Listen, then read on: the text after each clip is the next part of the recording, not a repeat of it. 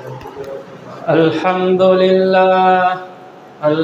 لله نحمده ونستعينه ونستغفره ونؤمن به ونتوكل عليه ونعوذ بالله من شرور أنفسنا ومن سيئات أعمالنا من يهده الله فلا مضل له ومن يضلله فلا هادي له وأشهد أن لا إله إلا الله وحده لا شريك له وأشهد أن محمدًا عبده ورسوله أما بعد فإن خير الحديث كتاب الله وخير الهدي هدي محمد صلى الله عليه وسلم وشر الأمور محدثاتها وكل محدثة بدعة وكل بدعة ضلالة وكل ضلالة في النار. أعوذ بالله من الشيطان الرجيم. بسم الله الرحمن الرحيم. يا أيها الذين آمنوا اتقوا الله حق تقاته ولا تموتن إلا وأنتم مسلمون.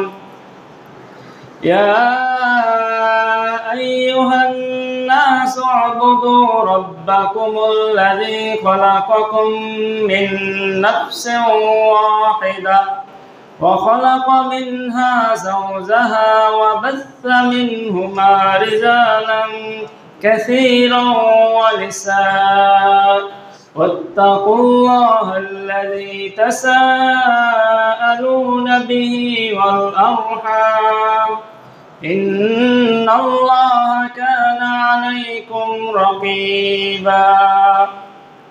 قال الله تعالى في موضع آخر في قلوبهم مرض فزادهم الله مرضا ولهم عذاب أليم بما كانوا يكذبون.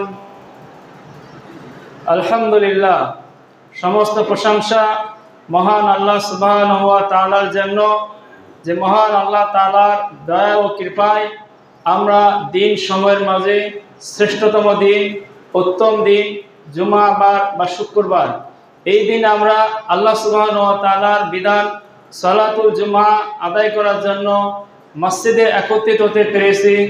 এজন্য আমরা আল্লাহ তাআলার শুকরিয়া আদায় করে সকলে বলি আলহামদুলিল্লাহ।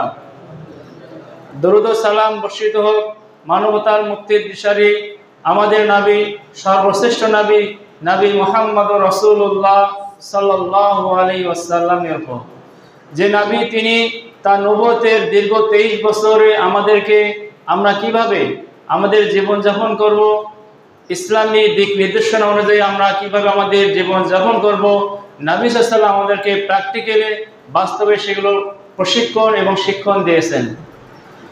আর আল্লাহ সুবহানাহু ওয়া তাআলা পৃথিবীতে অসংখ্য মাখলুকাত বা অসংখ্য সৃষ্টিজীব সৃষ্টি করেছেন। এর ভিতরে সর্বোত্তম বা সর্বশ্রেষ্ঠ সৃষ্টিজীব হলো মানুষ। আল্লাহ সুবহানাহু ওয়া তাআলা মানুষকে সুন্দরভাবে উত্তম অবয়বে সৃষ্টি করেছেন। এমন আল্লাহ তাআলা বলেন, লাকাদ খালাকনাল ইনসানা ফি আহসানি তাকওয়িম, অবশ্যই আমি মানুষদেরকে উত্তম অবয়বে সৃষ্টি করেছি। অনুরূপভাবে আল্লাহ তাআলা সূরা বালাতেও বলেছেন, আমি কি তাদেরকে দুটি চক্ষু দেই নাই, ঠোঁট দেই নাই, জিহ্বা দেই নাই? এগুলোর মাধ্যমে আল্লাহ তাআলা মানুষের সৃষ্টির কথা বুঝেছেন। আমরা যদি পৃথিবীতে অন্য সৃষ্টিজীবের মধ্যে দেখি যে পৃথিবীতে যে সকল বড় সৃষ্টিজীব রয়েছে যেগুলো আমরা দেখতে পাই, এর ভিতরে আমরা যেমন দেখি হাতি। হাতি কিন্তু বিশাল বড় একটা প্রাণী। হাতি যদি আমাদেরকে পা দিয়ে লাথি মারে, আমাদের কোনো অস্তিত্ব থাকবে না। কিন্তু সেই হাতিকে পরিচালনা করে কিন্তু মানুষ। মানুষ ছোট্ট একটা মানুষ, সেই মানুষই বিশাল বড় একটা প্রাণী, হাতিকে সে পরিচালনা করে। অন্যভাবে উটের মাথা বিশাল বড়, সেই উটকেও মানুষই পরিচালনা করতেছে। তাই আল্লাহ তাআলা বলেছেন, মানুষের আকৃতি ছোট হলেও, দেখতে কালো হলেও, খাটো হলেও, বিশ্রী হলেও, এরপরও আল্লাহ তাআলা বলেছেন আমি মানুষকে উত্তম আকৃতিতে সৃষ্টি করেছি। অন্যভাবে আল্লাহ তাআলা মানুষকে শুধু সৃষ্টি করে তিনি ক্ষান্ত হন নাই। মানুষ কিভাবে তাদের জীবিকা উপার্জন করবে, তারা কি খাবে এবং কোন কোন জিনিস খাওয়া থেকে বর্জন থাকবে, বিরত থাকবে, এগুলো আল্লাহ তাআলা আল কোরআন এবং রাসূলুল্লাহ সাল্লাল্লাহু আলাইহি ওয়াসাল্লামের হাদিসের মাঝে বর্ণনা করে দিয়েছেন। আর মানুষ তার জীবনকে পরিচালনা করার জন্য মানুষের শরীরের ভিতরে আল্লাহ তাআলা একটা জিনিস দিয়েছেন। সেই জিনিসটির নাম হলো অন্তর বা কলব, হৃদয়।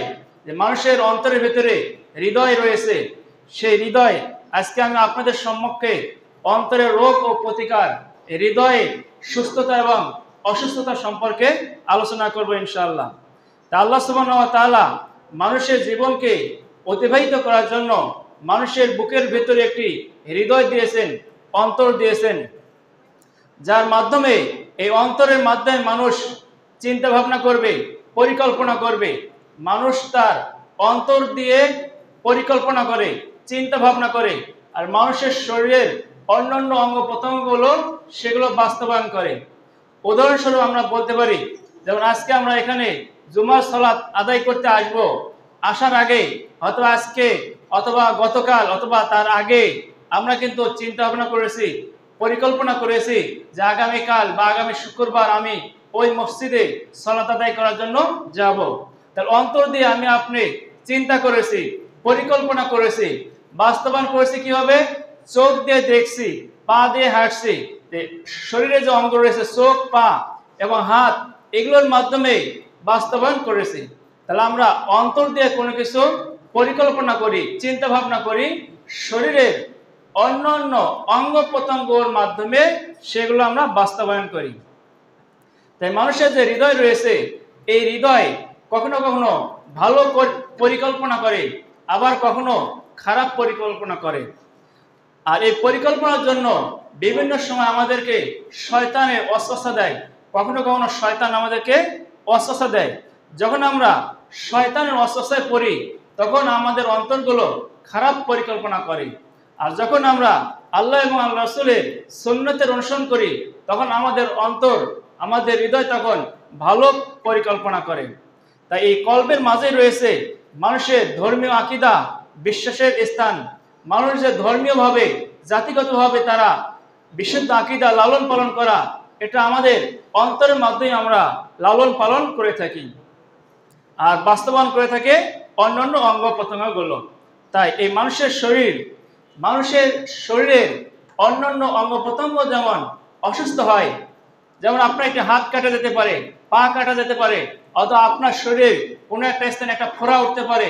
একটা ফোড়ার বিষের কারণে আপনার সমস্ত শরীর যেন বিষাক্ত হয়ে যায়। যে শরীরে যেমন অঙ্গ প্রত্যঙ্গ অসুস্থ হয়, অনুরূপভাবে আমাদের হৃদয়, আমাদের অন্তরও অসুস্থ হয়ে যায়। আমাদের অন্তরগুলো কঠিন হয়ে যায়। অন্তর যখন কঠিন হয়ে যায়, অন্তর যখন শক্ত হয়ে যায়, তখন অন্তরের ভিতরে ভালো কথা শুনলেও সেগুলো কাজে বাস্তবায়ন করে না। তাই তো আল্লাহ সুবহানাহু ওয়া তাআলা বলেছেন, ফি কুলুবিহিম মারাদুন, তাদের অন্তরে রয়েছে অসুস্থতা, ফাযাদাহুমুল্লাহু মারাদা, আল্লাহ তাআলা তাদের অসুস্থতা আরো বৃদ্ধি করে দিয়েছেন। কারণ ওয়ালাহুম আযাবুন আলীম, তাদের জন্য রয়েছে যন্ত্রণাদায়ক শাস্তি, বিমা কানু ইয়াকযিবুন, তারা মিথ্যা প্রতিপন্ন করেছে। যদিও এই আয়াতগুলো মুনাফিকদের প্রসঙ্গে আল্লাহ সুবহানাহু ওয়া তাআলা মহাগ্রন্থ আল কোরআন অবতীর্ণ করে সূরাতুল ফাতিহার ভিতরে কোরআনের সার নির্যাস, পুরা কোরআনের ভিতরে যে আলোচনা রয়েছে সূরাতুল ফাতিহার ভিতরে তার সার্বিক বিষয়ে সংক্ষিপ্তভাবে আলোচনা রয়েছে। এরপর সূরাতুল বাকারার ভিতরে আল্লাহ সুবহানাহু ওয়া তাআলা প্রথমেই কোরআনের চ্যালেঞ্জ ছুড়ে দিয়েছেন যে কোরআন এটা আল্লাহ সুবহানাহু ওয়া তাআলার পক্ষ থেকে আল্লাহর বাণী, এটা কোনো মানুষের বাণী নয়। এই জন্য আল্লাহ তাআলা বলছেন যালিকাল কিতাব লা রাইবা ফি, এটা এমন একটি কিতাব, এমন একটি গ্রন্থ যে গ্রন্থের ভিতরে কোনো ভুল নাই, কোনো সংশয় নাই, কোনো সন্দেহ নাই। এরপর আল্লাহ তাআলা মানুষদেরকে ভাগ করেছেন। প্রথমে মুত্তাকিনদের আলোচনা করেছেন, দুইটা আয়াতের ভিতরে মুত্তাকিদের আয়াত, এরপর কাফিরদের সম্পর্কে আলোচনা করেছেন, এরপর দীর্ঘ আলোচনা করেছেন মুনাফিকদের সম্পর্কে। মুনাফিক তারা হলো মানুষের ভিতরে সবচেয়ে নিকৃষ্ট মানুষ। তাদের অন্তরে কপটতা রয়েছে, নেফাকি রয়েছে। মুনাফিকদের অন্তরে রয়েছে মানুষের মাঝে সমস্যা সৃষ্টি করা, মানুষের মাঝে ঝগড়া দ্বন্দ্ব, এগুলো সৃষ্টি করার কাজই হলো মুনাফিকদের কাজ।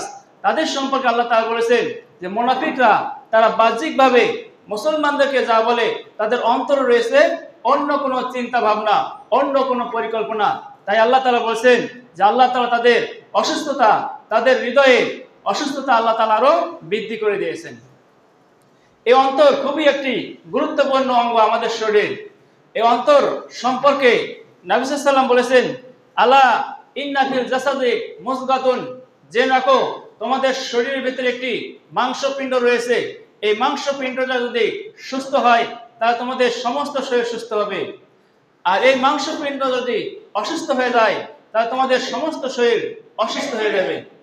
অনুরূপভাবে এই অন্তর সম্পর্কে যদি আমরা দেখি, যে আমরা যদি নবী সাল্লাল্লাহু আলাইহি ওয়াসাল্লামের মাক্কি জীবনের প্রতি লক্ষ্য করি, তাহলে আমরা দেখতে পাবো যে নবী সাল্লাল্লাহু আলাইহি ওয়াসাল্লামের অন্তর, তার অন্তর যতক্ষণ কলুষিত হয়েছিল, অসুস্থ হয়েছিল, তখন আল্লাহ সুবহানাহু ওয়া তাআলার পক্ষ থেকে ফেরেশতা এসে নবী সাল্লাল্লাহু আলাইহি ওয়াসাল্লামের হৃদয়কে, নবী সাল্লাল্লাহু আলাইহি ওয়াসাল্লামের অন্তরকে পরিষ্কার করেছেন। নবী সাল্লাল্লাহু আলাইহি ওয়াসাল্লামের বয়স যখন 4 বছর অথবা 5 বছর, ওই সময়ে নবী সাল্লাল্লাহু আলাইহি ওয়াসাল্লাম বিবি হালিমার কাছে ছিলেন, হালিমার কাছে দুধ পান করেছেন, এবং হালিমার বাড়িতেই নবী সাল্লাল্লাহু আলাইহি ওয়াসাল্লাম 8 বছর বয়স পর্যন্ত সেখানে তিনি অবস্থান করেছেন।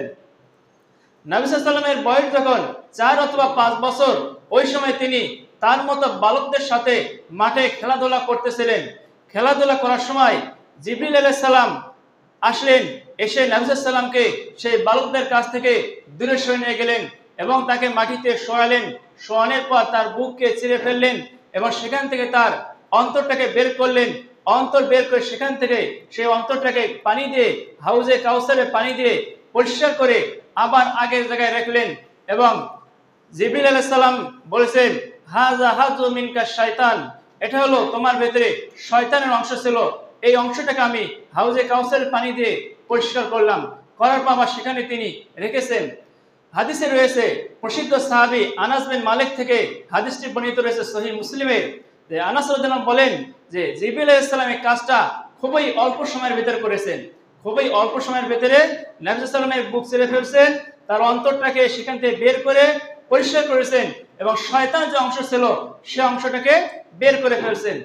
নবী সাল্লাল্লাহু আলাইহি ওয়াসাল্লামের সাথে যে বালকরা ছিল, সেই বালকেরা বিবি হালিমার কাছে গিয়ে বললেন যে তোমার ছেলে মৃত্যুবরণ করেছেন। হালিমা তিনি তার বাড়ি থেকে দ্রুত এসলেন, এসে দেখলেন যে নবী মুহাম্মদ সাল্লাল্লাহু আলাইহি ওয়াসাল্লাম তিনি মলিন অবস্থায় রয়েছেন এবং তাকে জিজ্ঞাসা করলেন যে তোমার কি হয়েছে। এবং হালিমা তিনি নবী সাল্লাল্লাহু আলাইহি ওয়াসাল্লামকে বাড়িতে নিয়ে গেলেন। বাড়িতে নিয়ে যাওয়ার পর তিনি তার স্বামীর সাথে পরামর্শ করলেন যে বালককে আমরা আর এখানে রাখবো না, আমরা তার মায়ের কাছে তাকে ফেরত দেব। অনুরূপভাবে যখন হালিমা তার মায়ের কাছে নিয়ে গেলেন, তার মা তাদেরকে বোঝালেন যে তোমরা নিয়ে যাও, কোনো সমস্যা হবে না ইনশাআল্লাহ, আল্লাহ ভরসা, তোমরা সেখানে রাখো। নবী সাল্লাল্লাহু আলাইহি ওয়াসাল্লাম হালিমার কাছে যাওয়ার একটা কারণ হলো যে তৎকালীন সময়ে মক্কা থেকে গ্রাম্য যে এলাকাগুলো ছিল, সেই এলাকা, গ্রাম্য এলাকার ভাষাগুলো ছিল খুবই সুন্দর এবং সুস্পষ্ট। নবী সাল্লাল্লাহু আলাইহি ওয়াসাল্লামকে গ্রামে রাখার অন্যতম একটা কারণ হলো যে গ্রামে থেকে তিনি ভাষা শিখবেন। আর আল্লাহ তাআলার অন্যতম একটি কারণ হলো পৃথিবীতে যত নবী রাসূলগণ এসেছেন তারা সকলেই ছাগল চড়াতেন। পৃথিবীতে যে সকল প্রাণী রয়েছে এর ভিতর তেরা প্রাণী বা মানুষের কথা শোনে না, এরকম একটা প্রাণী হলো ছাগল। ছাগলকে চড়ানোর মাধ্যমে এখান থেকে আল্লাহ তাআলা নবীদেরকে প্রশিক্ষণ দিয়েছেন যে যারা ছাগলকে চড়াইতে পারবে, যারা ছাগলের রক্ষণাবেক্ষণ করতে পারবে, তারাই নবুয়তের দায়িত্ব পালন করতে পারবে। এভাবে নবী সাল্লাল্লাহু আলাইহি ওয়াসাল্লামের যুবককালে, যৌবনকালে আল্লাহ সুবহানাহু ওয়া তাআলা তার অন্তরকে পরিষ্কার পরিচ্ছন্ন করেছেন। আরেকবার আল্লাহ সুবহানাহু ওয়া তাআলা নবী সাল্লাল্লাহু আলাইহি ওয়াসাল্লামের হৃদয়কে পরিষ্কার করেছেন, পরিচ্ছন্ন করেছেন। যখন নবী সাল্লাল্লাহু আলাইহি ওয়াসাল্লাম মেরাজে গিয়েছিলেন, মেরাজে যাওয়ার পর আকাশে যখন নবী সাল্লাল্লাহু আলাইহি ওয়াসাল্লাম উঠেছিলেন, সেই সময় আল্লাহ তাআলা নবী সাল্লাল্লাহু আলাইহি ওয়াসাল্লামের হৃদয়কে পরিষ্কার পরিচ্ছন্ন করেছেন। তাহলে আমরা এই ঘটনা থেকে বা এই সিনাসাকের ঘটনা থেকে যেটা বুঝতে পারি যে আমাদের অন্তরে শয়তানের ওয়াসওয়াসা, শয়তানের কুমন্ত্রণা থাকতেই পারে। আমরা যখন সূরাতুল ফাতিহার ভিতরে পড়ি আলহামদুলিল্লাহি রাব্বিল আলামিন, সমস্ত প্রশংসা বিশ্বজগতের প্রতিপালক আল্লাহ তাআলার জন্য। এখানে রব্বুল আলামিন বা রব্বিল আলামিন, রব যে রয়েছে, রব শব্দের অর্থ হলো প্রতিপালক। তাই আল্লাহ তাআলা আমাদেরকে লালন পালন করেন, প্রতিপালন করেন।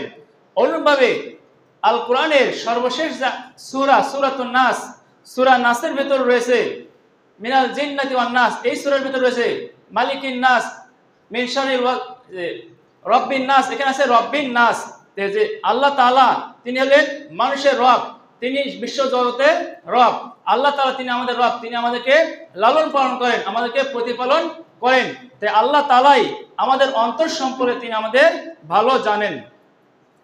কোন একজন ইসলামী স্কলার তিনি এই অন্তরকে সুস্থ রাখার দৃষ্টান্ত দিয়েছেন এইভাবে যে আমরা যে কোনো বাড়ি নির্মাণ করি, বাড়ি যখন নির্মাণ করি, বাড়ির চতুর্পাশ দিয়ে আমরা দেওয়াল দেই, আর একটা দরজা থাকে, একটা গেট থাকে, সেই গেট দিয়ে মানুষ শুধুমাত্র প্রবেশ করে বা যাতায়াত করে। ওই গেট ছাড়া অন্য কোনো জায়গাতে মানুষ প্রবেশ করতে পারে না। অনুরূপভাবে মানুষ যে রয়েছে, মানুষের যে শরীর রয়েছে, মানুষের শরীর বা চামড়াটা হলো দেওয়াল স্বরূপ। বাড়ির যেমন একটা গেট থাকে, অনুরূপভাবে মানুষের যে বুক রয়েছে, এই বুকটা হলো মানুষের দরজা। এই দরজা দিয়ে শয়তান প্রবেশ করতে পারবে। তাহলে কোনো বাড়িতে যদি তার আল্লাহকে সদা সর্বদা আল্লাহ স্মরণ করে, ইবাদত করে, আল্লাহর বিধিবিধান করে, ওই ঘরে যেমন শয়তান প্রবেশ করতে পারবে না। আর যে মানুষ সদা সর্বদা আল্লাহ জিকির আজগার করবে, আল্লাহর বিধিবিধান মেনে চলবে, আল্লাহকে স্মরণ করবে, সেই ব্যক্তির হৃদয়ে কখনো শয়তান প্রবেশ করতে পারবে না। তাই আমরা যেন সর্বদা আমাদের শয়তান থেকে, শয়তানের ওয়াসওয়াসা থেকে, শয়তানের কুমন্ত্রণা থেকে যদি আমরা বিরত থাকতে চাই, শয়তানের ওয়াসওয়াসা যদি আমরা নিমজ্জিত হতে না চাই, তাহলে আমাদেরকে বেশি বেশি আল্লাহ তাআলাকে স্মরণ করতে হবে। যে আমরা আল্লাহর ইবাদত করি, আল্লাহকে স্মরণ করি, তাহলে আমরা কখনোই শয়তানের ওয়াসওয়াসা, শয়তানের কুমন্ত্রণে আমরা পড়ব না। আল্লাহ তাআলা এই শয়তানের ওয়াসওয়াসা সম্পর্কে আরেকটি দৃষ্টান্ত দিয়েছেন, উদাহরণ দিয়েছেন সূরাতুল মুতাফফিফিনের ভিতরে। আল্লাহ তাআলা বলেন কাল্লা বাল রানা আলা কুলুবিহিম মা কানু ইয়াকসিবুন, কাল্লা কখনোই নয়, বাল রানা আলা কুলুবিহিম, বরং তাদের হৃদয় সমূহে মরীচিকা ধরেছে, বিমা কানু ইয়াকসিবুন, তাদের কৃতকর্মের কারণে। মরীচিকা বলা হয়, যেমন আমরা লোহা দেখি, আমরা বাড়ি যখন নির্মাণ করি তখন লোহা বড় বিশাল মোটা মোটা লোহা দিয়ে আমরা কাজ করি, সেই লোহার কিন্তু অনেক শক্তি থাকে, যে লোহাকে আমরা হাত দিয়ে কখনো বাঁকা করতে পারি না। কিন্তু এই লোহাকে যদি আপনি আমি মাটিতে ফেলে রাখি, মাটিতে ফেলে রাখার কারণে লোহাতে মরীচিকা ধরবে, আস্তে আস্তে পর্যায়ক্রমে এই লোহা দুর্বল হয়ে যাবে, একসময় লোহা এমনি ভেঙে যাবে। অনুরূপভাবে যে এই মরীচিকার কারণ হলো যে লোহাকে যেমন আপনি কাজে না লাগে মাটিতে ফেলে রেখেছেন, মাটিতে পড়েছিল, এই কারণে লোহা দুর্বল হয়েছে। অনুরূপভাবে আমাদের অন্তর দিয়ে যদি আমরা আল্লাহকে স্মরণ না করি, আল্লাহর ইবাদত না করি, লোহার মতো আমাদের অন্তরগুলো মরীচিকা ধরবে, মরীচিকা ধরে আমাদের অন্তরগুলো মসৃণ হয়ে যাবে, আমাদের অন্তর কালো হয়ে যাবে, আমাদের অন্তর অকৃতকার্য হয়ে যাবে, সেই অন্তর দিয়ে কোনো উপকারে আসবে না। এই বিষয়ে সুনানুত তিরমিজির 3334 নম্বর হাদিসে বর্ণিত রয়েছে অন্তর সম্পর্কে। প্রসিদ্ধ সাহাবী আবু হুরায়রা থেকে বর্ণিত, তিনি বলেন নবী সাল্লাল্লাহু আলাইহি ওয়াসাল্লাম বলেছেন ইন্নাল আবদা ইযা আখতা খাতিয়াতান, কোন বান্দা যখন একটি পাপ করে তখন তার হৃদয়ের উপরে, তার অন্তরের উপরে একটি কালো দাগ পড়ে। ইন্নাল আবদা ইযা আখতা খাতিয়াতান, কোন বান্দা যখন একটি পাপ কাজ করে, নুকিতাত ফি কলবিহি নুকতাতান সাওদা, তখন তার অন্তরের উপরে, তার হৃদয়ের উপরে একটি কালো ফোঁটা পড়ে যায়। ফাইজা হুয়া নাজা ওয়াস্তাগফারা, যদি সেই পাপ কাজ করার পর বিরত থাকে, পাপ থেকে ফিরে আসে, আল্লাহর কাছে ক্ষমা চায় এবং তওবা করে, সুকিলা কলবুহু, তাহলে তার অন্তর থেকে সেই কালো দাগটা দূর হয়ে যায়, তার অন্তর থেকে ওই কালো দাগটা উঠে যায়। কিন্তু সে যদি পাপ কাজ করার পরে তওবা না করে, আল্লাহর কাছে ক্ষমা না চায়, একটা পাপ কাজ করার পরে আরেকটি পাপ কাজ করে, হাত্তা তাআলুয়া কলবাহু, এইভাবে সে যদি পাপ কাজ করতেই থাকে, পাপ কাজ করতে করতে তার অন্তরটা কালো ফোঁটায় পরিপূর্ণ হয়ে যায়, তার অন্তরের সমস্ত অন্তরের উপরে কালো দাগ পড়ে যায়, ওয়াহুয়া রান, সেটাই হলো রান, আল্লাযী হুয়া যাকরাল্লাহু, যা আল্লাহ তাআলা উল্লেখ করেছেন, কাল্লা বাল রানা আলা কুলুবিহিম, যে তাদের অন্তরে মরিচিকা ধরেছে, তাদের অন্তর মরিচিকা ধরেছে, এই মরিচিকা অন্তর দিয়ে তাদের কোনো উপকারে আসবে না। অন্তর যদি মরিচিকা ধরে যায়, অন্তর যদি অকৃতকার্য হয়ে যায়, তাহলে আমাদের কি হবে? এ সম্পর্কে আল্লাহ তাআলা সূরাতুল বাকারার ভিতরে বলেছেন, সুম্মা কাসাত কুলুবুকুম মিন বাদি যালিক, সুম্মা কাসাত কুলুবুকুম, এরপর তাদের অন্তর শক্ত হয়েছে, সুদৃঢ় হয়েছে, ফাইয়াকাল হিজারাতি, যেন তা পাথরের ন্যায়। একটা পাথর খুবই শক্তিশালী, পাথরকে কখনোই আপনি ভাঙতে পারবেন না। একটা পাথরকে যদি অন্য পাথরে আপনি আঘাত করেন, তাহলে পাথর দিয়ে তখন আগুন বের হবে, পাথর এমন শক্ত হয়ে যায়।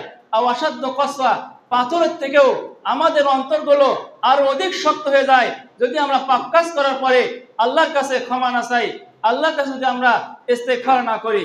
তাই আমরা অবশ্যই পাপ কাজ থেকে বিরত থাকব এবং বেশি বেশি আমরা আল্লাহর কাছে ইস্তেগফার করব, আল্লাহর কাছে আমরা তওবা করব। কোনো মানুষ সে বলতে পারবে না তার কোনো গুনাহ নাই, তার কোনো পাপ নাই, কোনো মানুষই নিশ্চিতভাবে বলতে পারবে না। আমাদের ইচ্ছা সত্ত্বেও অনিচ্ছা সত্ত্বেও কখনো কখনো আমাদের দ্বারা ছোট ছোট সগীরা গুনাহ বা কবিরা গুনাহ হয়ে থাকে, আমাদের দ্বারা অর্জিত হয়ে থাকে। তাই এই জন্য কবিরা গুনাহ থেকে, সগীরা গুনাহ থেকে আমাদেরকে আল্লাহর কাছে ইস্তেগফার করতে হবে, আল্লাহর কাছে তাওবা করতে হবে।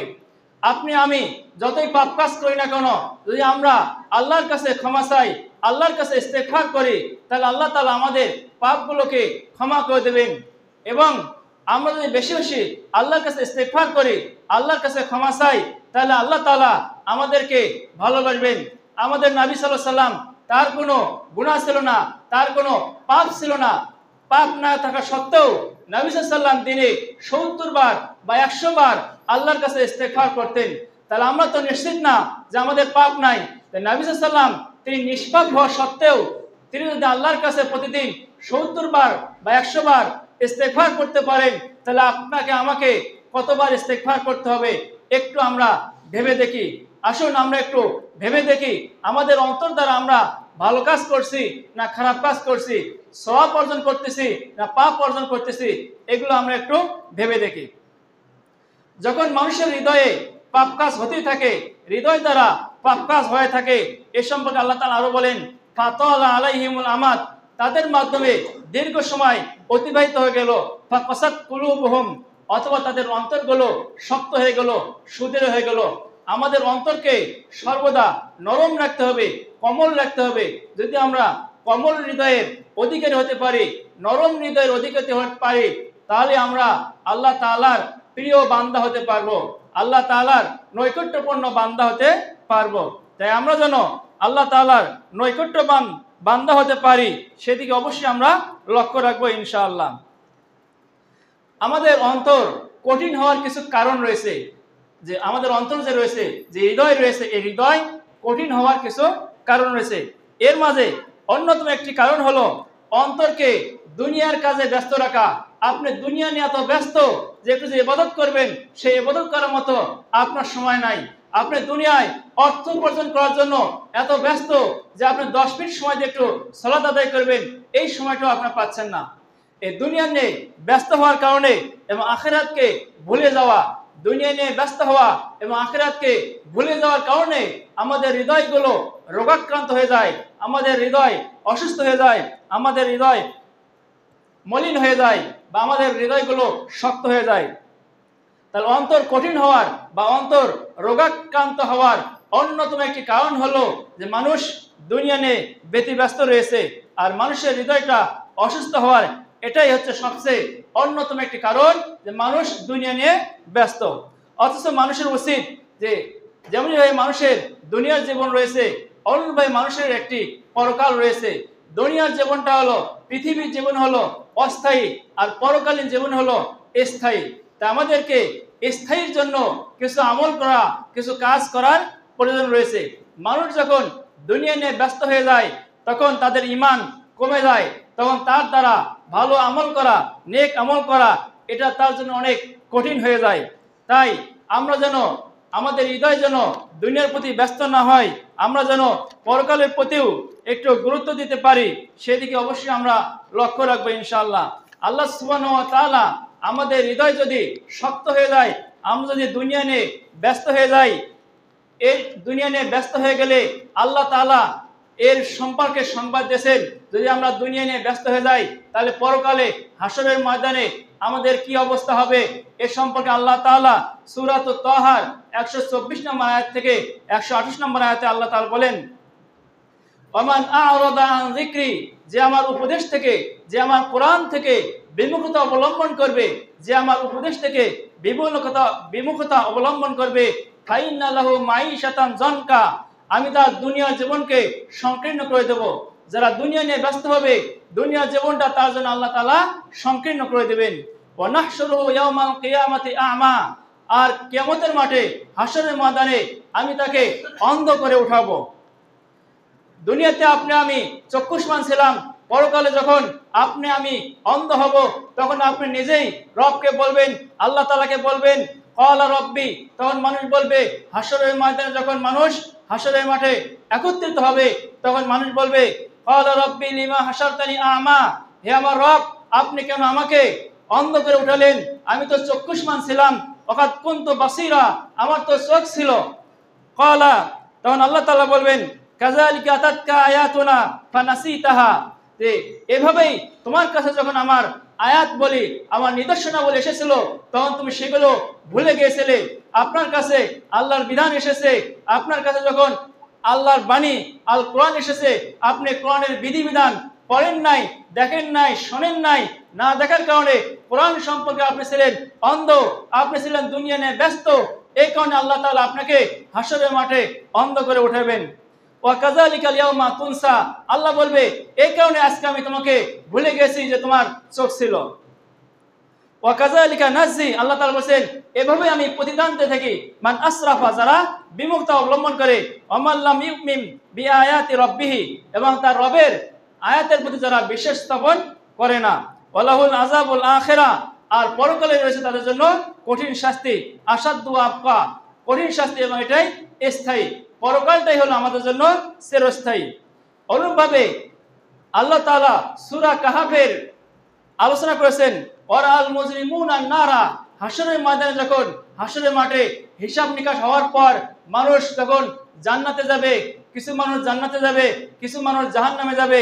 জাহান্নামীরা যারা অপরাধী হবে, তারা দেখবে ফাযান্নু আন্নাহুম মুওয়াকিউহা, তারা দেখবে যে তারা জাহান্নামের ভিতরে পতিত হচ্ছে, সেখান থেকে তারা বের হওয়ার কোনো স্থান পাবে না, কোনো সুযোগ পাবে না। আমরা সকলেই জানি যে মৃত্যুর পর, যে মানুষের মৃত্যুর পর জান্নাত অথবা জাহান্নাম, দুটো স্থান, হয় জান্নাত অথবা জাহান্নাম। ফারিকুন ফিল জান্নাহ ওয়া ফারিকুন ফিস সাইর, একটি দল যাবে জান্নাতে, আরেকটি দল যাবে জাহান্নামে। দেখেন, তো আমরা সবাই জানি, কিন্তু সবাই আমরা আমল করি না। তাই আসুন আমাদের হৃদয় দিয়ে একটু পরিকল্পনা করি, আত্মসমালোচনা করি, আমরা নিজেরাই নিজেদেরকে আত্মসমালোচনা করি। আমি যদি এই মুহূর্তে মৃত্যুবরণ করি, তাহলে কি আমি জান্নাতে যেতে পারবো, নাকি আমি জাহান্নামে যেতে পারবো? যদি আপনি আমি এই চিন্তা ভাবনাটা করি, এই পরিকল্পনা করি, তাহলে অবশ্যই আপনাকে আমাকে বেশি বেশি সৎ আমল, বেশি বেশি নেক আমল করতে হবে। এটা অবশ্যই আমাদেরকে করতে হবে এবং দেখতে হবে। তা আসুন আমরা পরিকল্পনা করি যে আমরা সৎ আমল করার মাধ্যমে, নেক আমল করার মাধ্যমে আল্লাহর নৈকট্য বান্দা হয়ে যেন আমরা জান্নাতে প্রবেশ করতে পারি। তাই আমাদের উচিত হবে আমরা যেন বেশি বেশি ভালো কাজ করি। আমাদের হৃদয় অসুস্থ হওয়ার আরেকটি অন্যতম কারণ হলো অলসতা। যে মানুষ অলসতা করে অনেক সময় ভালো কাজ করে না, নেক আমল করে না। যে মানুষ অনেক সময় এই অলসতা করে যে আজকে সালাত আদায় না করে আগামী শুক্রবার জুমার নামাজ আদায় করার পর থেকে সালাত আদায় করব। জুমার নামাজ আদায় করলেন, 2-1 দিন আদায় করার পর আবার সালাত ছেড়ে দিলেন। সালাত ছেড়ে দেওয়ার পর আবার আপনার ভেতরে অলসতা আসলো। অলসতা আসার কারণে আপনি আবার সালাত ছেড়ে দিলেন বা নেক আমল ছেড়ে দিলেন। অলস ব্যক্তি কখনোই তার জীবনে সফলতা অর্জন করতে পারে না, এটা আমরা সবাই জানি। তাই আমরা যেন আমাদের অলসতা ছেড়ে দিয়ে নেক আমল করি, ভালো আমল করি, সৎ আমল করি, তাতে আমাদের হৃদয়গুলো কলুষিত হবে না, আমাদের হৃদয়গুলো রোগাক্রান্ত হবে না। তাই আমরা এই অলসতা অবশ্যই ছেড়ে দেব। অলসতা ছেড়ে দিয়ে আমরা আল্লাহর বিধিবিধান মেনে চলব। আমাদের হৃদয়গুলো কঠিন হওয়ার বা রোগাক্রান্ত হওয়ার অন্যতম একটি কারণ হলো যে আমরা কোরআন চর্চা করি না, কোরআন তেলাওয়াত করি না। আমরা যদি কোরআন তেলাওয়াত করি, কোরআনের অর্থ বুঝি, তাহলে আমাদের সামনে যখন জান্নাত এবং জাহান্নামের আয়াতগুলো আসবে, যখন আমরা অর্থ বুঝবো, তখন অবশ্যই আমরা রবের দিকে নৈকট্য হব, আল্লাহর দিকে আল্লাহমুখী হব এবং পরকালীনমুখী হব। তাই আমাদেরকে কোরআন নিয়ে চর্চা করতে হবে, কোরআনের অর্থ বুঝতে হবে। আমরা রমাদান মাস আসলে বেশি বেশি কোরআন পড়ার জন্য কম বেশি চেষ্টা করি, কিন্তু অন্যান্য মাসগুলো আমরা কোরআন তেলাওয়াত করা ছেড়ে দেই। বা আমাদের প্রতিদিন দৈনন্দিন যে আমাদের যে রুটিন রয়েছে, আমাদের যে জীবন পরিচালনা করার যে নিয়ম নীতি রয়েছে, এর ভিতরে কোরআনের একটি আয়াত বা দুটি আয়াত পাঠ করার এবং তার অর্থ বোঝার, এটাও আপনি আপনার জীবনে আপনার রুটিনের ভিতরে রাখবেন। প্রতিদিন একটি দুটি আয়াত করে পড়বেন। এভাবে পড়ার মাধ্যমে আপনি আল্লাহমুখী হতে পারবেন, পরকালীনমুখী হতে পারবেন। তাই আমাদেরকে কোরআন চর্চা করতে হবে, কোরআন তেলাওয়াত করতে হবে। কোরআন তেলাওয়াতের অনেক ফজিলত রয়েছে। যে আপনার রমাদান মাসে শুনেছেন, যে সময়ে মানুষ যখন হাসরের ময়দানে একত্রিত হবে, সেই সব মানুষ পাপ, যখন তাদের পাপ বেশি হবে, পাপের কারণে তারা শাফাতের জন্য বা সুপারিশের জন্য বিভিন্ন মানুষের কাছে যাবে, নিকটতম আত্মীয় স্বজনের কাছে যাবে, পিতা মাতা স্ত্রী সন্তানদের কাছে যাবে। তারা সকলেই তখন বলবে, আজকে আমি তোমার কোনো সুপারিশ করতে পারবো না, তোমার জন্য শাফাত করতে পারবো না, আমি আমার নিজেকে নিয়েই ব্যস্ত রয়েছি, আমি নিজে আমার কি অবস্থা হবে আমি এটাই বলতে পারি না। কিন্তু আপনারা যদি পৃথিবীতে কোরআন তেলাওয়াত করেন, কোরআন চর্চা করেন, সেই সময় কিন্তু কোরআন আপনার জন্য শাফাত করবে, কোরআন আপনার জন্য সুপারিশ করবে। তাই আসুন আমরা আমাদের জীবনে প্রতিটি মুহূর্ত, পারিবারিক জীবন, সামাজিক জীবন, রাষ্ট্রীয় জীবন, সর্বক্ষেত্রে আমরা কোরআনের বিধিবিধান মেনে চলি, কোরআন নিয়ে চর্চা করি, কোরআন তেলাওয়াত করি। এতে করে আল্লাহ তাআলা আমাদের বরকত দান করবেন। এই কোরআন এটা একটি বরকতময় গ্রন্থ।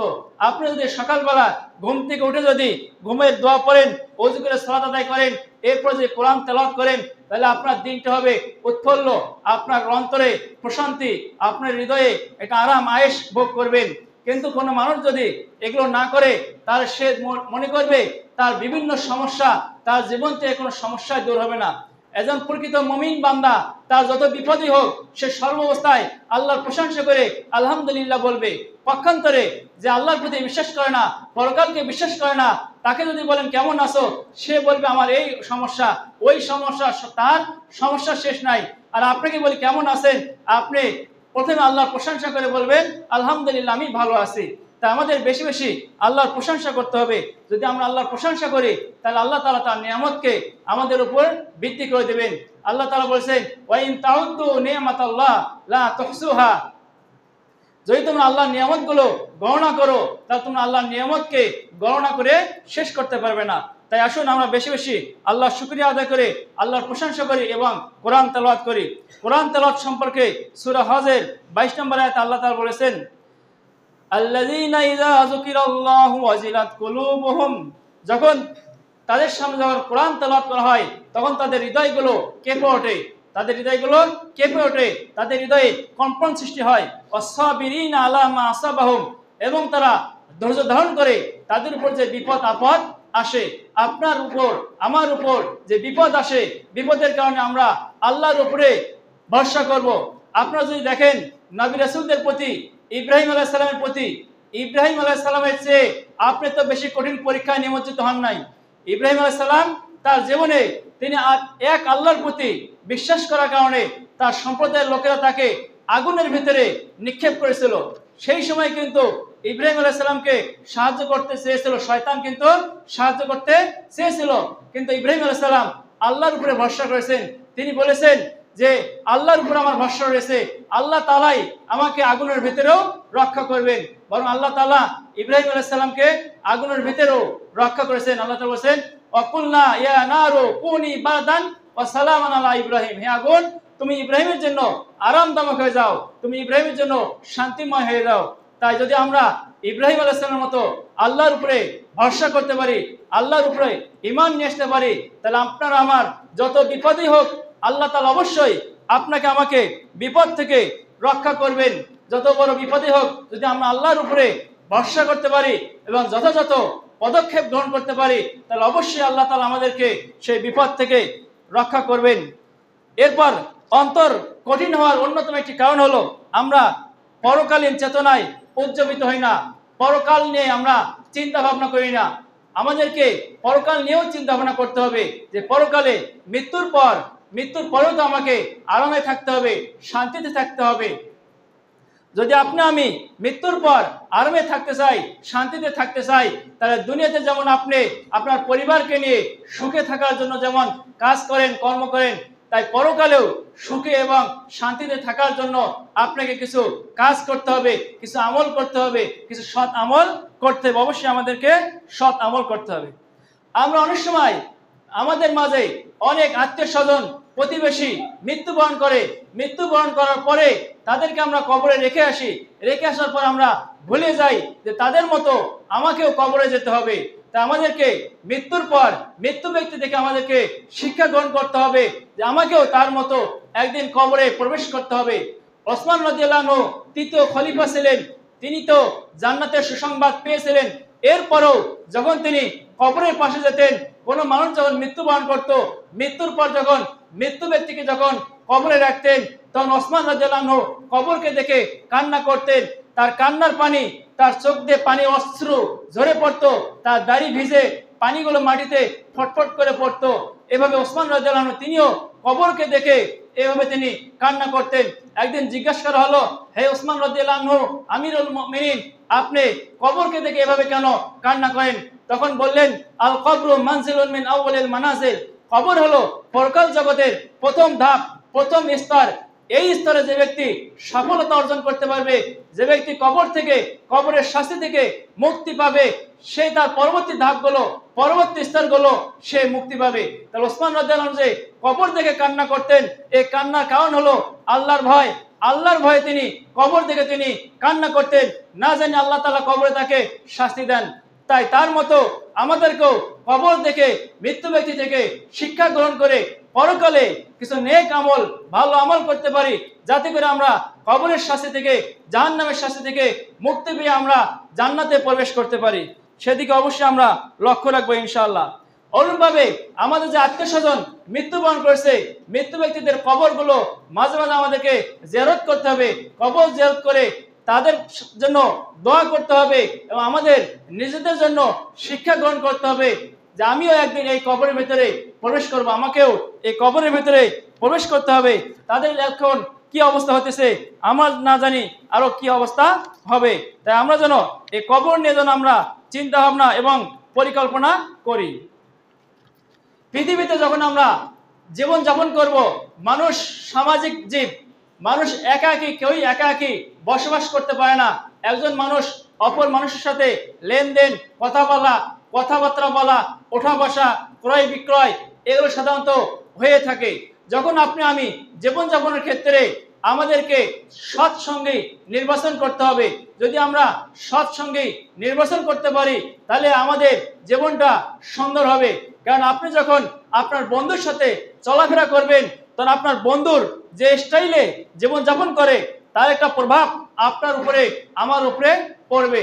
এই জন্য বাংলায় একটা প্রবাদ বাক্য রয়েছে, সৎসঙ্গে সর্ববাস, অসৎসঙ্গে সর্বনাশ।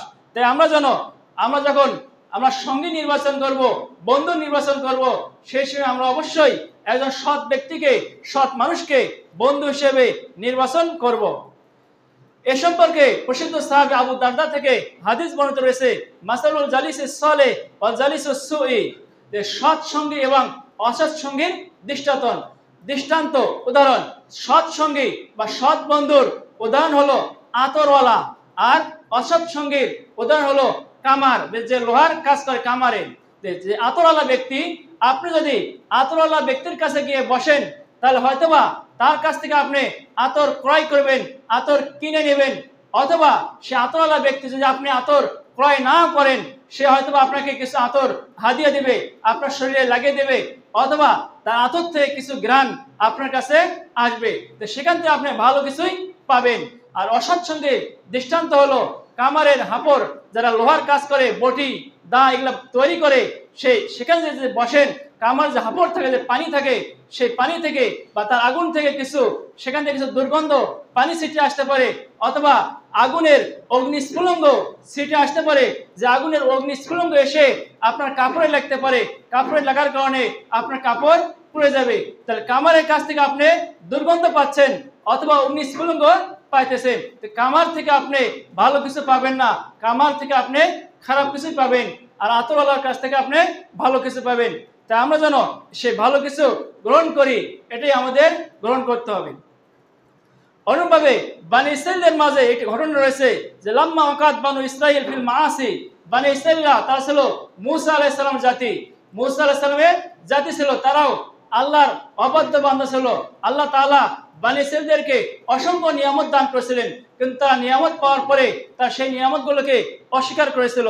যে বানি ইসরাইলের মাঝে কিছু লোক যখন পাপ কাজে জড়িত হয়, তাদেরকে নিষেধ করা হলো যে তোমরা এই পাপ কাজ করো না, কিন্তু তারা এগুলো বাদ দিয়ে তাদের নেতৃত্ব স্থানীয় লোকদের সাথে গিয়ে বসলো, ওঠা বসা করলো, তাদের সাথে তারা পান করলো, তাদের সাথে তারা খাওয়া দাওয়া করলো।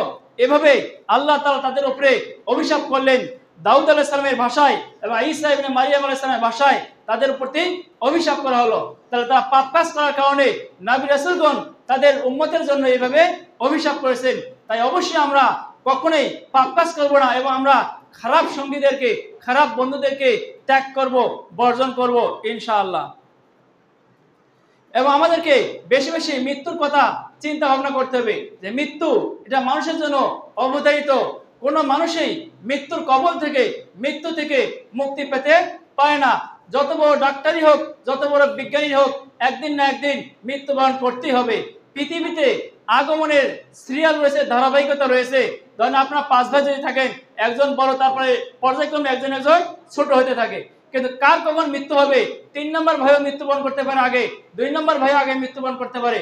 মৃত্যুর কোনো নির্ধারণ নাই, মৃত্যু হবে এটাই নিশ্চিত। তাই যেহেতু আমাদের মৃত্যু হবে, মৃত্যুর পর যেন আমরা কবরের শাস্তি থেকে মুক্তি পেতে পারি এবং আমরা জান্নাতে যেতে পারি, এজন্য আমাদেরকে বেশি বেশি আল্লাহ সুবহানাহু ওয়া তাআলার ইবাদত করতে হবে। এই বলে আজকে আমি আমার আলোচনা এখানে ইতি টানছি। ওয়া আখিরু দাওয়ানা আলহামদুলিল্লাহি রাব্বিল আলামিন।